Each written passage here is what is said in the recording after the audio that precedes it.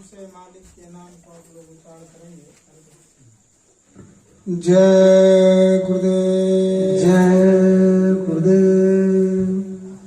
शब्द स्वरूप में सर्वत्र विराजमान परम पूज्य स्वामी जी महाराज के श्री चरणों में कोटिन कोटिन मन बंधन करते हुए परम श्रद्धे वक्त के संत सतगुरु परम श्रद्धे हुजूर महाराज के श्री चरणों में कोटिन कोटिन मन बंधन करते हुए यहाँ इस तल देवा के पावन धरती पर निवास करने वाले सभी माताएं, बहनें, बच्चे और बच्चियां, बुजुर्ग, नौजवान दोस्त एवं दूर दराज से चल कर आए हुए हमारे सत्संगी धर्म प्रेमी भाई बहन सबको सादर जय गुरु।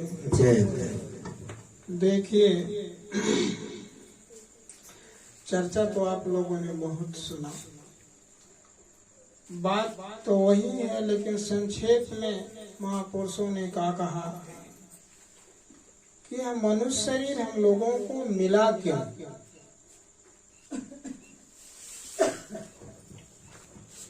हर अवस्था का एक लक्ष्य होता है। महापुरुषों ने बताया मनुष्य शरीर इसलिए मिला है कि ये 5 तत्व से बना है। पृथ्वी, जल, वायु, अग्नि, आकाश। बाकी जितने जीवा जंतु हैं, कोई 4 तत्व का है, कोई 3, कोई 2, कोई 1। यह मनुष्य शरीर जो है यह 84 के अंदर भी है और 84 के बाहर भी है। 84 लाख जो योनि है उसके अंदर भी है और उसके बाहर भी। अंदर कैसे है? जैसे जो एक कर्म भोग रहा है, जैसे बीमारी हो गई, कोई दुर्घटना हो गई, एक कर्म जब भोग रहा है तो 84 के अंदर है।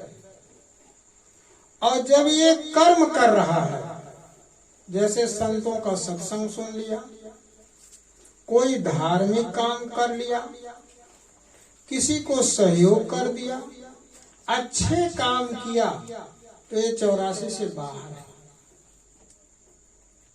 महापुरुषों का कहना है कि इस कर्म भूमि के अंदर आप जो भी काम करोगे स्वतंत्र, चाहे किसी को मारो, चाहे किसी को जला दो, चाहे अपनी हाथ आग में डाल दो, उस समय आप स्वतंत्र हो। लेकिन जब आपने कर्म कर दिया तो फल आपके बस की नहीं है। उस फल का निर्धारण धर्मराज करते हैं, महापुरुष करते हैं। उसमें आप कुछ नहीं कर सकते। जैसे आपने चोरी करते समय आप स्वतंत्र हो, किसी के घर में सेन काट के चोरी कर दिया, किसी के खेत खलिहान काट दिया, तो आप स्वतंत्र हो।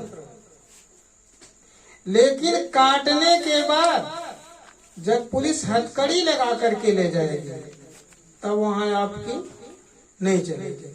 चाहे वो डंडा मारेगा, चाहे आपको जलाएगा, जो कुछ भी करेगा वो उसके अधीन है।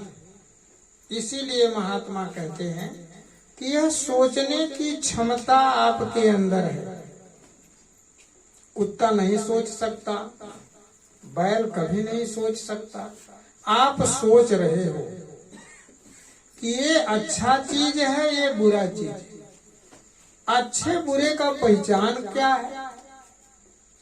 जहां आपका मन डरता हो उसको आप बुरा मान लो, और जहां मन गवाही देता है तो आप उसको सही मान लो, उस काम को आप कर सकते हैं।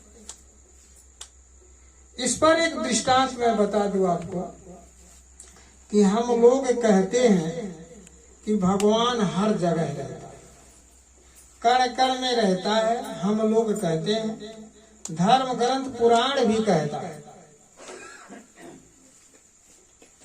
लेकिन वक्त पर कभी कभी इसको हम भूल जाते हैं, वही गलती होती है।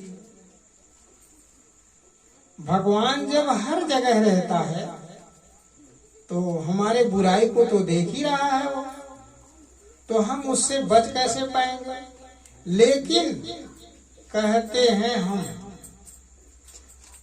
बढ़िया से हम उसको ध्यान नहीं देते। एक दृष्टांत है, बाप बेटे दो थे, बच्चा छोटा था, बाप बड़े। बच्चा ने बाप से कहा, पिताजी भगवान कहाँ रहते हैं, भगवान कहाँ रहते हैं। तो बाप ने कहा, बेटा वो हर जगह रहते हैं। बच्चा ने कहा, यहाँ भी है। पिताजी ने कहा, हाँ बेटा यहाँ भी है। कहे जहाँ जाया जाता है हर जगह, कहा वो हर जगह रहते हैं, जड़ से लेकर चेतन में सब में रहते हैं। बच्चा ने याद कर लिया कि भगवान हर जगह रहते हैं। भोला भाला बच्चा, उसको उस समय में कुछ भी आप समझा दें तो उसी को अच्छा मान लेता है, सत्य मान लेता है। एक ऐसी घटना घटी, बाप के अंदर कुछ कमी आ गई, तो लड़के से कहा, बेटा चलो एक जगह चलना है। लड़का भी चला गया। थोड़ा जो है अंधेरा हो रहा था, बाप ने हंसिया लेकर के कहा कि इसका धान काट करके ले चलूंगा रात में और पीट पाट करके जो है अनाज निकाल लूंगा।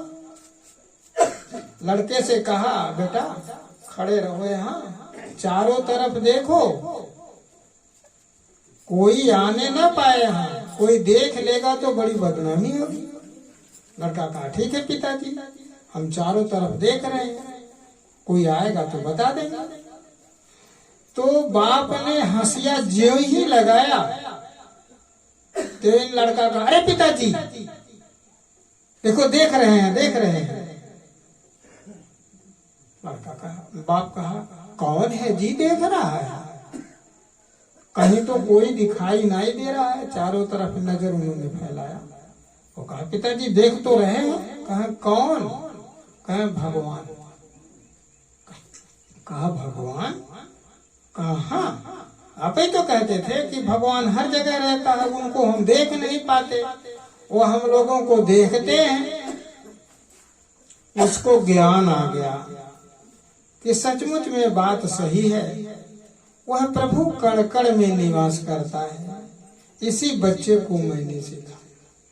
इसी तरह से ऐ प्रेमियों, हम किस आवेश में किसको क्या सिखा देते हैं। हमने बड़े बड़े मंच से लोगों को देखा कि बड़ी ऊंची ऊंची उपदेश सुनाते हैं लोगों को, लेकिन खाली सुनाते हैं, अपने नहीं सुनते हैं।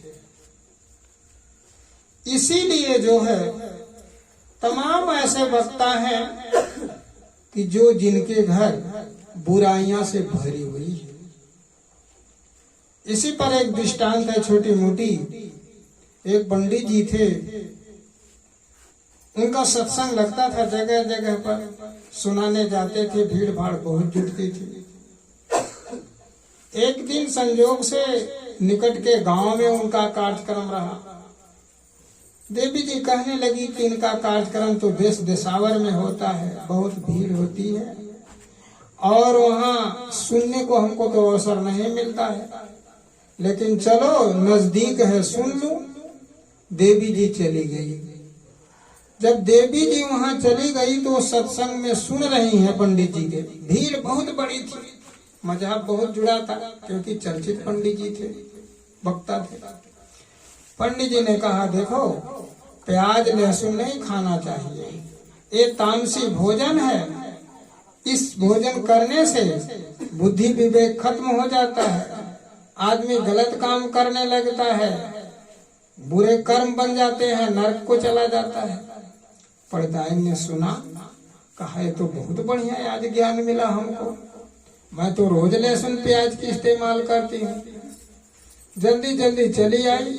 पंडित जी कहे कि जब घर नजदीक है तो कहीं भोजन नहीं बनाऊंगा, घर पर ही आकर के भोजन कर लूंगा।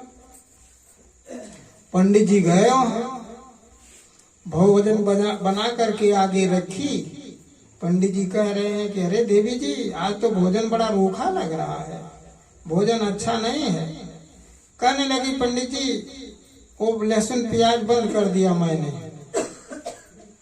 और इसीलिए जो है हो सकता है, तो क्या करना है, लहसुन प्याज नहीं खाया जाएगा। उन्होंने कहा किसने कह दिया? कहा आप ही तो मंच से कहे थे कि लहसुन प्याज खाने वाले का तामसी आहार है, बुद्धि बिगड़ जाती है, मन चंचल हो जाता है, बुरे काम बन जाते हैं, नरक के गामी होते हैं। तो अब नरक में हम नहीं जाएंगे, इसलिए मैंने लहसुन प्याज बंद कर दिया। तो पंडित जी करे बेगो, वो चौकी की बात चौका में नहीं की जाती। तो इसलिए प्रेमी हम सब लोग जानकार हैं, इसमें कोई अनभिज्ञ नहीं है। सब लोग जान रहे हैं मौत हमारे पीछे पीछे दौड़ रही है, हमारे पीछे पीछे मौत दौड़ रही है। और हम ये भी जानते हैं कि हमने क्या क्या बुराई की। जैसे मान लीजिए हमारा बच्चा है और चोरी करके किसी के वहां से सब्जी चुरा करके लाया और हमारे भोजन में बन रहा है, पक रहा है, तो बताइए हम नहीं जानते। बच्चे को रोकना तो हमारा दायित्व बनता है, लेकिन हम रोकते नहीं हैं। ये सब हम लोग जानकार हैं, इसमें कोई अनभिज्ञ नहीं है, सब जानकार है। और सबको ये पता है कि परमात्मा है, भगवान है। सबको ये भी पता है कि हमको मरना है, और मरने से पहले हम कहाँ थे और मरने के बाद हम कहाँ जाएंगे, इसमें कोई जानने वाले इसमें नहीं, कोई नहीं जानते। महात्मा कहते हैं यही इसी की सबसे बड़ी चिंता है। अब हम सत्संग की ओर चलते हैं, सत्संग सुनने के लिए। इसका शाब्दिक अर्थ आप लोग जान लीजिए, सत का जो संग करे। सत्संग वही है जो सत का संग करे। अब सत क्या चीज है? जब सूरज चांद सितारे, यह पूरा ब्रह्मांड सत्य नहीं है, इसकी भी एक बार रचना हुई, ये भी एक दिन खत्म हो जाएगा। सारे महापुरुष का निर्णय है कि ये पृथ्वी का निर्माण 4.5 अरब वर्ष हुआ, तो उसके पहले पृथ्वी कहाँ था, हम लोग कहाँ थे?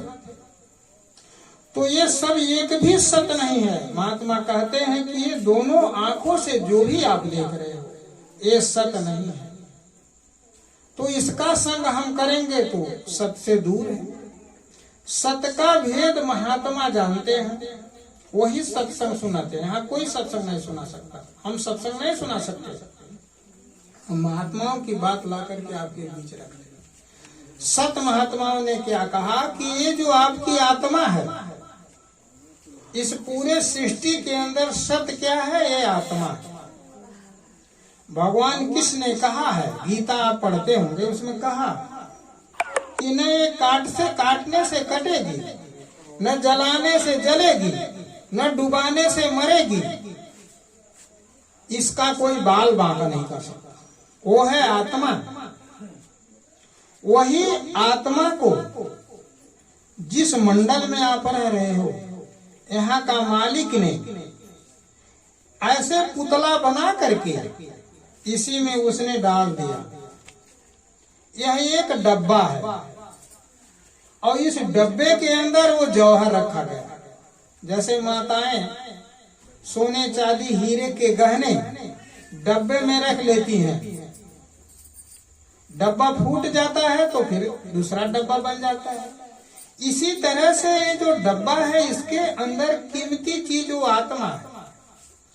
वो आत्मा कहाँ का है और कहाँ जाएगा, कैसे रहेगा, इसी आत्मा के ऊपर ये मालिक बार बार मिट्टी लगाता है। अब वो कभी मनुष्य की मिट्टी लगा देता है, कभी कुत्ते की मिट्टी लगा देता है, कभी पेड़ पौधे की मिट्टी लगा देता है, रूप बदल जाता है।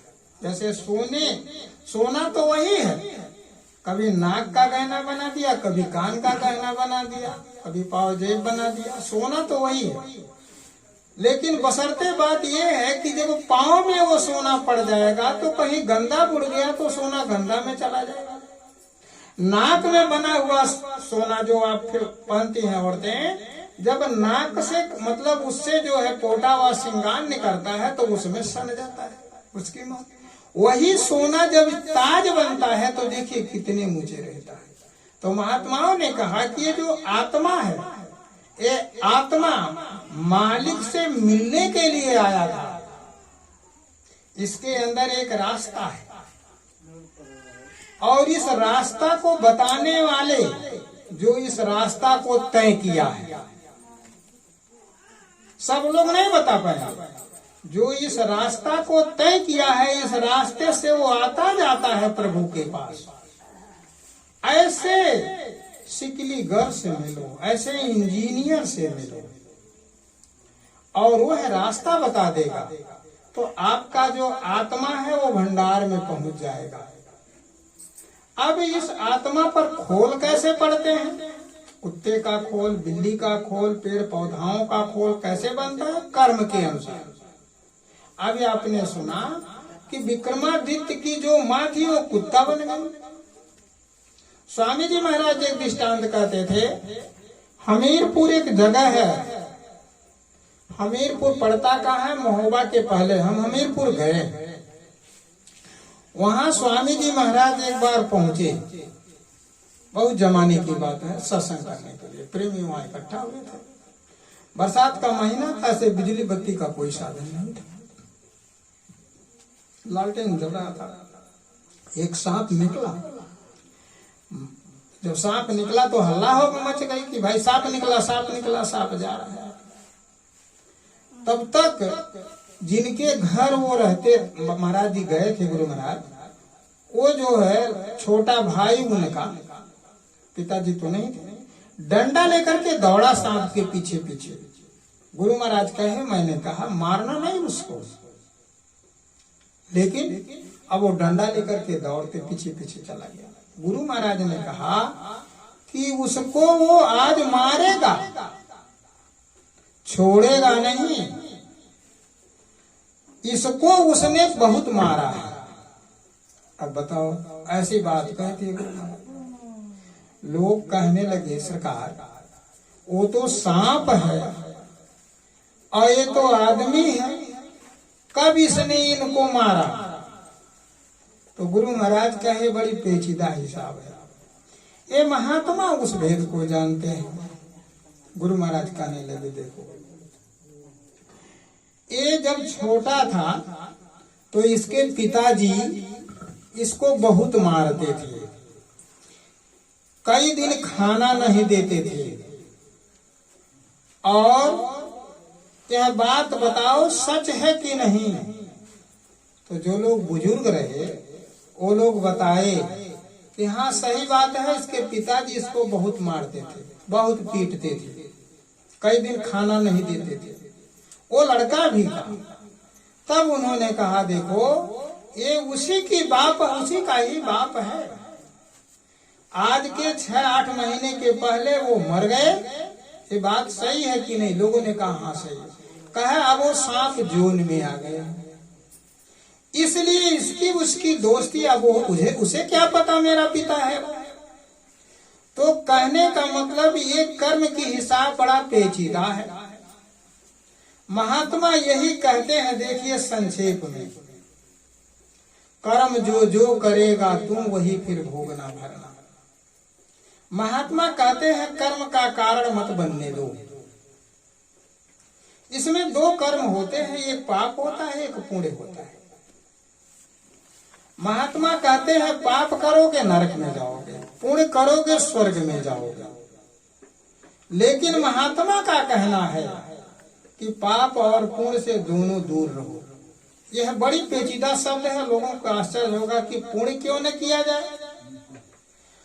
पुण्य किसको कहते हैं जब उसके बदले में आप लेना चाहते हैं।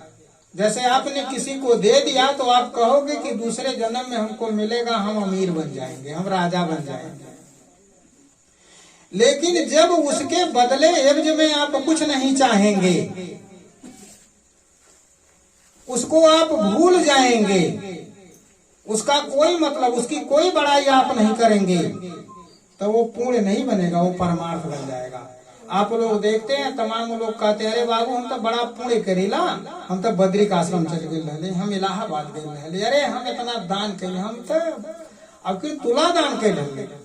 यदि आप इसको कहोगे तो आप स्वर्ग में जाओगे, ये क्लियर है। आप धर्म ग्रंथ पुराण पलटा करके देख लीजिए कि आप देवता बन जाओगे, आप इंद्र बन जाओगे, और उससे ऊपर आप नहीं जा सकते। इसमें गीता पढ़ लीजिए, उसमें लिखा है, भगवान कृष्ण और अर्जुन को समझा रहे थे कर्म की विधान कितनी पेचीदा है। उन्होंने कहा कि देखो अर्जुन, अब इस चींटे को जरा पहचानो तो। अर्जुन कहने लगे सरकार हम चूटा को क्या पहचाने, भाई चींटा है जा रहा है। उन्होंने कहा देखो तुम्हारे पास वो दिव्य दृष्टि नहीं है जिससे आप तुम देख सकते हो। ये चूटा इंद्र था, ये चूटा इसके पहले इंद्र था।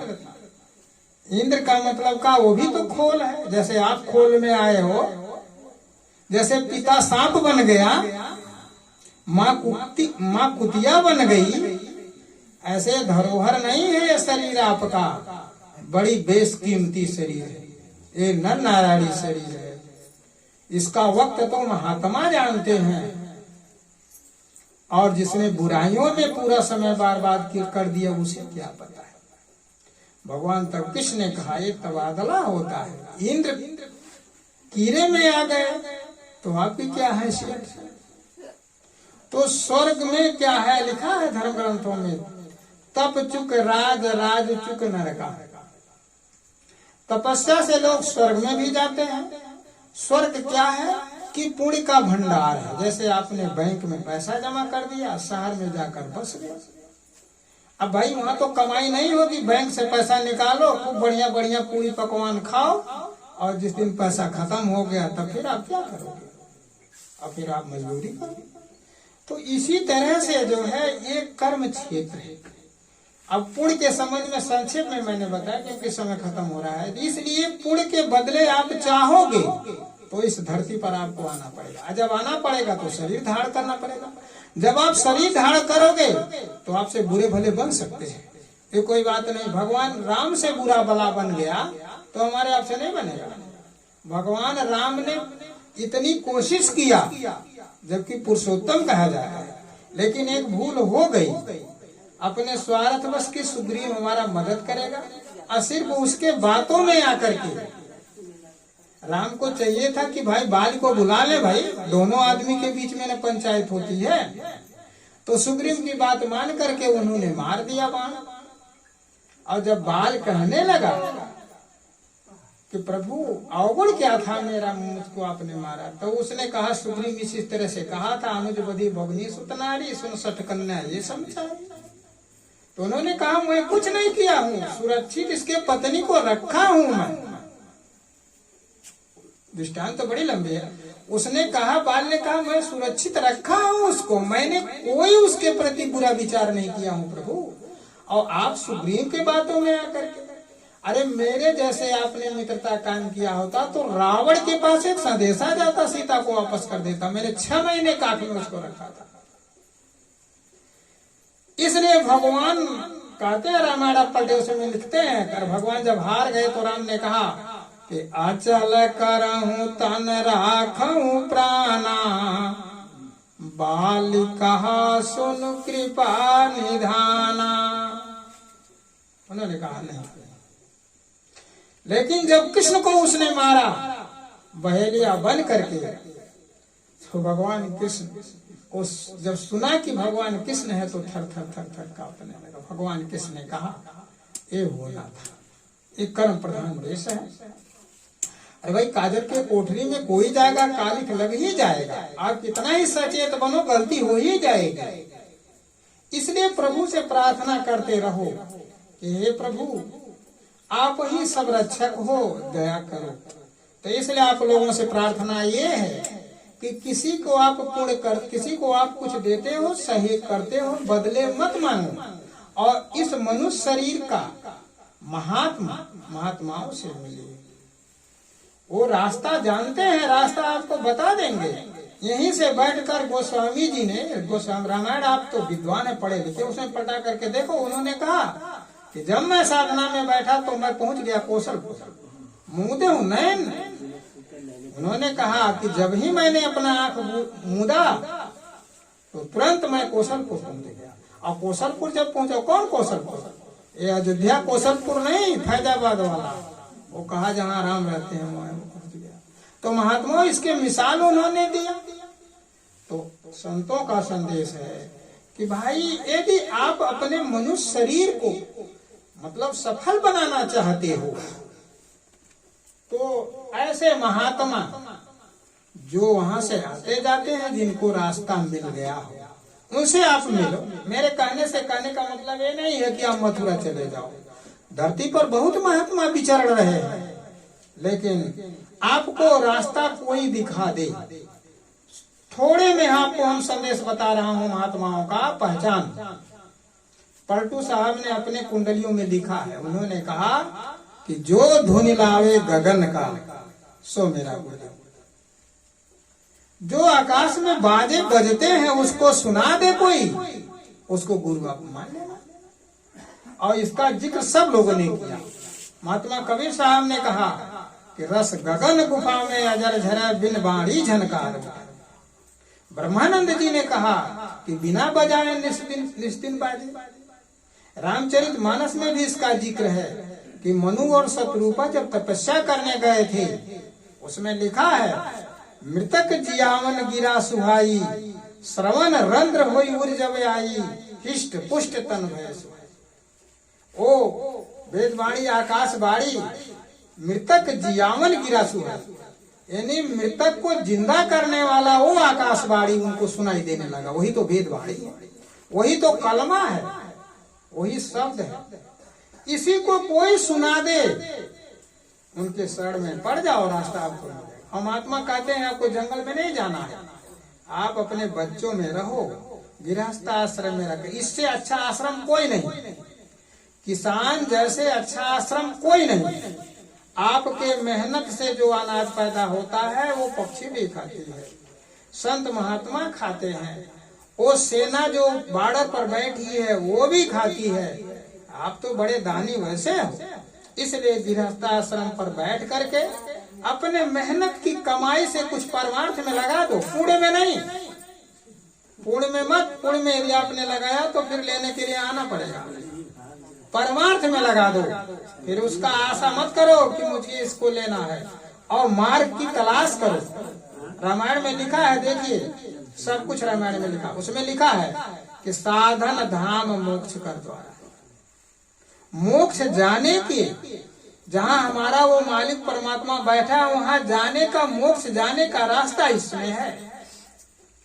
और यदि मिल गया तो आपका काम हो गया। तो इसी खोज तलाश के लिए आप लोग करिए। समय अभाव है, देखिए हम तो बहुत ज्यादा समय ले लिए, इसके बावजूद भी आप लोगों से हमारा प्रार्थना है कि ऐसे महात्माओं से मिलो। हाँ, एक काम आप करो कि आपका जहाँ मन डरता हो उस काम को आप बंद करो, वो गलत काम है। और जहाँ आपका मन खुशी खुशी कहता है उस काम को आप कर लो, वो अच्छा काम। एक कहते हुए अपने बाड़ी पर हम विराम देना चाहते हैं। माताओं लोगों से भी अनुरोध करेंगे हम कि आप अपने बच्चों को ऐसे सत्संग में पहुंचाओ, वो लोग अच्छी बात सुनेंगे, उनमें अच्छे आचरण बनेंगे, अब तब आपका वो सेवा करेंगे। अब आप रोती हो कि मेरा लड़का मुझे गाली दे दिया, मेरा लड़का मुझे अलग कर दिया, तो आपने बचपन में उसे सिखाया कि उसे डंडा मार दो, उसे गाली कर दो, आपने उसे अंडा खिला दिया, कहीं वो किसी का खेत का मटर चुरा लिया तो आप बड़े प्रसन्न हुए, आदत बिगड़ गया। अब जब जिस मिट्टी का घड़ा पक गया तो उसके फोड़ भी दोगे तब और बर्बाद हो जाएगा। इसलिए हर माता पिता की जिम्मेदारी है कि अपने बच्चों में संस्कार डालें। आज संस्कार क्या चीज है? अरे भाई, जो बाप गुटखा खा रहा है, अब बच्चे से कह देगा 10 रुपये ले जाओ, उस दुकान से गुटखा लेकर के चले आओ, तो भाई कदाचित वो भी अपने मुख में डाल लेगा कभी। और नहीं, आपका पैसा तो आपके लिए ला देगा और दूसरा पैसा इस्तेमाल करके कहेगा जरा मैं भी चखूं। अब आप विचार कीजिए, इतने सब सारे लोग हैं गुटखे खाते होंगे इसमें जरूर, लेकिन ये तो खाते हैं और उनका बच्चा यदि वो खाता हुआ वो देख लेंगे तो झापड़ लगाएंगे। आपको कौन मारेगा बताओ? वो तो अबोध है, उसको आप मार रहे हो, और आप तो समझदार हो, आपको कौन मारे भाई?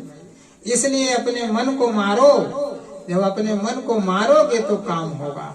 अब और दूसरी बात, मंदिर में पूजा करने वाले के लिए हम कह रहे हैं, कितनी सफाई आप करते हो, अगरबत्ती वहाँ सुलगाते हो, कितना साफ रखते हो। ये प्रभु का मंदिर नारायणी मंदिर है, आई इसमें सुरती का धुआं इसमें डालते हो। बताओ, सुरती के धुआं में भगवान बैठेगा? हाँ? कैसे इसके अंदर वो प्रभु आए?